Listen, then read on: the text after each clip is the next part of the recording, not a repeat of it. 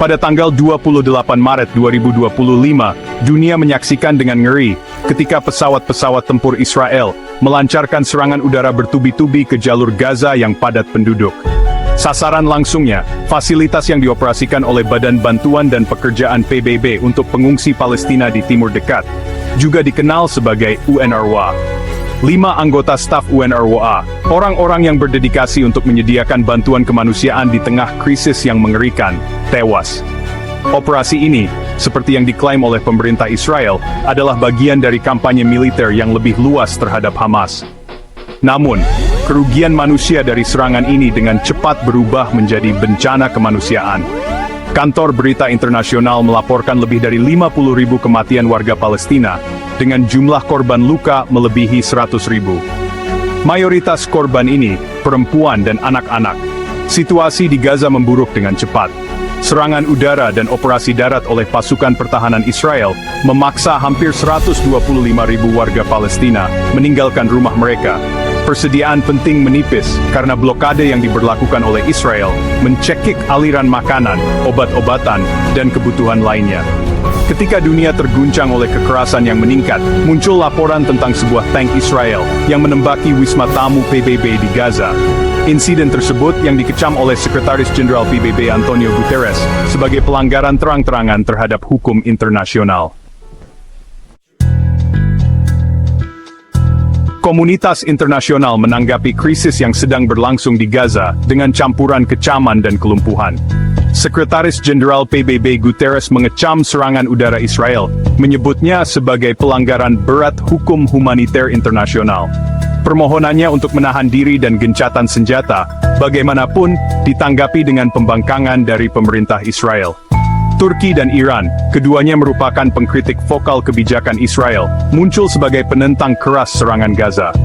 Presiden Turki Recep Tayyip Erdogan, dalam pidato yang berapi-api, mengecam tindakan Israel sebagai genosida modern, yang semakin memperburuk ketegangan antara Ankara dan Tel Aviv. Tindakan Israel ini tidak kurang dari genosida modern. Kita tidak bisa tinggal diam dan menyaksikan nyawa orang tak berdosa melayang. Iran juga mengutuk serangan tersebut, menegaskan kembali dukungannya untuk perjuangan Palestina. Amerika Serikat, sekutu terdekat Israel, menghadapi rentetan kritik atas dukungannya yang tak tergoyahkan terhadap pemerintah Israel. Presiden Donald Trump, dalam sebuah langkah yang menuai kecaman internasional, mengesahkan paket bantuan militer bernilai miliaran dolar kepada Israel, menegaskan kembali komitmen Washington kepada mitra strategisnya di Timur Tengah. Konflik di Gaza, yang disiarkan ke rumah-rumah di seluruh Eropa melalui siklus berita 24 jam dan media sosial, memicu gelombang sentimen anti-Muslim. Di seluruh benua, dari jalanan Paris yang ramai hingga lingkungan Berlin yang tenang, umat Islam mendapati diri mereka semakin menjadi sasaran. Masjid dirusak, wanita yang mengenakan jilbab menghadapi pelecehan verbal dan fisik, dan platform online dipenuhi dengan retorika yang penuh kebencian. Laporan dari organisasi internasional melukiskan gambaran suram tentang meningkatnya Islamofobia. Marion Lalis, koordinator Komisi Eropa untuk memerangi kebencian anti-Muslim, melaporkan peningkatan 40% yang mengejutkan dalam diskriminasi terhadap Muslim di beberapa negara anggota UI. Lonjakan kejahatan rasial adalah konsekuensi langsung dari meningkatnya konflik di Gaza dan retorika peradangan yang digunakan oleh aktor politik tertentu. Kita harus mengatasi masalah yang berkembang ini dengan segera dan penuh kasih. Lonjakan kejahatan rasial, dia memperingatkan, adalah konsekuensi langsung dari meningkatnya konflik di Gaza dan retorika peradangan yang digunakan oleh aktor politik tertentu. Konflik Israel-Palestina, dengan kompleksitas historis dan religiusnya yang mengakar, telah lama menjadi kotak api bagi oportunisme politik. Eskalasi baru-baru ini di Gaza, sayangnya, terbukti tidak terkecuali. Partai-partai populis sayap kanan di seluruh Eropa memanfaatkan ketakutan dan ketidakpastian yang meluas, memanfaatkan kesempatan untuk memajukan agenda nasionalis mereka. Di Jerman, Partai Alternatif untuk Jerman atau AfD, yang terkenal dengan sikap anti-imigrannya, mengeksploitasi situasi tersebut untuk memicu kecemasan publik. Para pemimpin AfD, dalam demonstrasi dan penampilan media, menarik hubungan lemah antara konflik di Gaza dan keberadaan komunitas Muslim di Jerman, memicu narasi ketidakcocokan budaya dan ancaman yang melekat. Pola serupa muncul di Prancis, di mana Marine Le Pen, pemimpin Partai Rally Nasional sayap kanan, menggunakan krisis Gaza untuk memperkuat platform anti-imigrasinya. Le Pen, yang dikenal karena retorika Islamofobianya, menyalahkan kebijakan imigrasi pemerintah Prancis atas dugaan peningkatan ketidakamanan dan radikalisasi, yang secara langsung menghubungkan tindakan Hamas di Gaza dengan populasi Muslim di Prancis. Kita tidak bisa mengabaikan ancaman yang ditimbulkan oleh komunitas ini.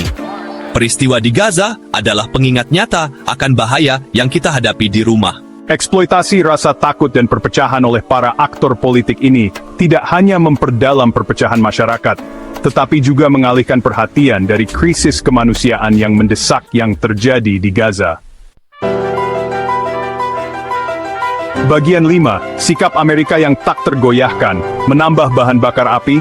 Amerika Serikat di bawah pemerintahan Trump mempertahankan dukungannya yang tak tergoyahkan untuk Israel, memberikan tidak hanya bantuan militer tetapi juga perlindungan diplomatik di Perserikatan Bangsa-Bangsa.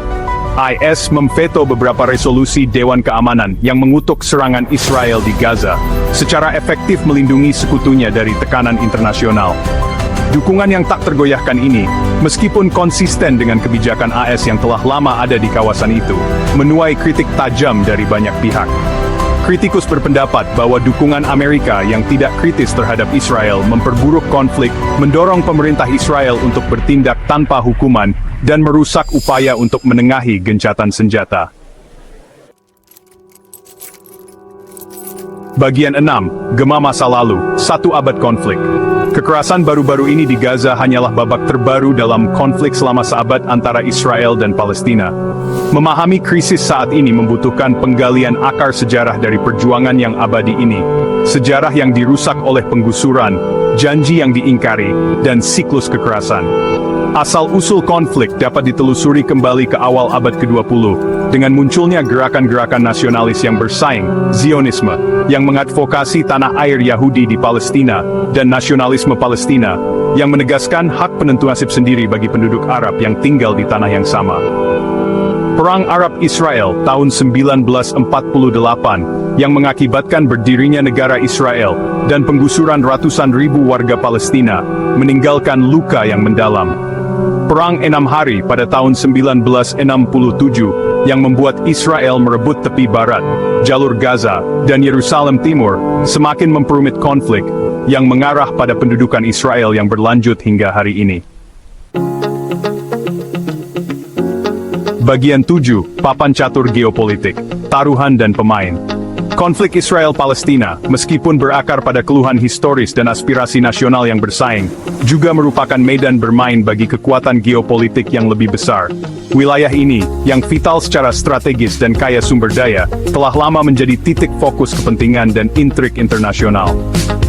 Amerika Serikat yang memandang Israel sebagai sekutu penting di kawasan yang bergejolak, secara konsisten memberikan dukungan militer dan diplomatik, seringkali bertindak sebagai tameng melawan tekanan internasional.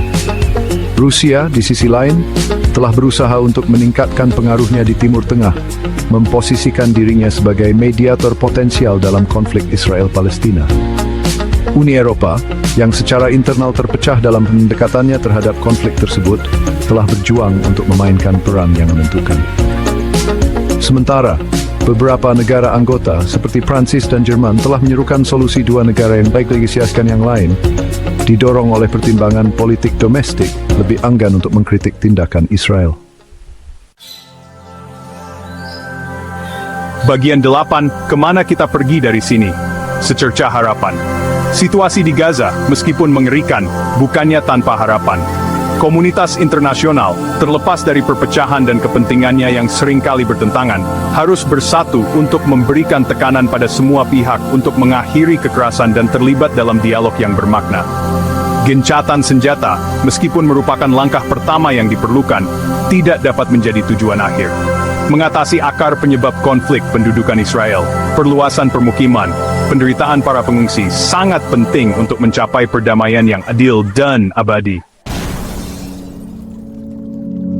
Bagian 9, ajakan bertindak, tanggung jawab bersama kita. Meningkatnya kekerasan di Gaza dan lonjakan Islamofobia yang menyertainya berfungsi sebagai pengingat nyata akan kemanusiaan kita bersama dan kebutuhan mendesak untuk bertindak. Diam dalam menghadapi ketidakadilan seperti itu adalah keterlibatan. Kita, sebagai warga dunia, memiliki kewajiban moral untuk berbicara menentang penindasan, untuk menuntut pertanggungjawaban dari para pemimpin kita, dan untuk bekerja tanpa lelah demi masa depan, di mana perdamaian dan keadilan menang. Jalan ke depan sudah jelas, diplomasi daripada penghancuran, dialog daripada perpecahan, dan empati daripada apati. Mari kita pilih jalan damai bersama-sama. Mohon dukung kami dengan menekan tombol subscribe dan lonceng notifikasi agar tidak ketinggalan berita-berita terbaru dari Dr. Refli Channel.